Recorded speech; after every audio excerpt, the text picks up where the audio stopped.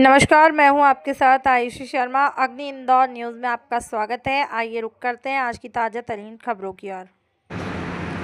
आगामी त्यौहार के मद्देनजर नगर में शांति, सुरक्षा और सौहार्दपूर्ण वातावरण बनाए रखने के उद्देश्य से रविवार 23 अगस्त 2026 शाम 4 बजे थाना मानपुर पर शांति समिति की महत्वपूर्ण बैठक आयोजित की। बैठक की अध्यक्षता थाना प्रभारी महेंद्र मकाश्रे ने की है। बैठक पर हिंदू मुस्लिम समुदाय के वरिष्ठ नागरिक और नगर के पत्रकार व नगर रक्षक समिति के सदस्यों ने सहभागिता की। इस दौरान आगामी त्योहारों के दौरान कानून व्यवस्था, आपसी भाईचारा और सामाजिक सौहार्द बनाए रखने को लेकर विस्तृत चर्चा की। थाना प्रभारी महेंद्र मकाश्रे ने उपस्थित जनों से अपील करते हुए कहा कि त्योहार आपसी प्रेम और भाईचारे सद्भावना का संदेश देने का अवसर होता है। सभी नागरिक अपने अपने त्योहारों को हर्ष उल्लास शांतिपूर्ण तरीके से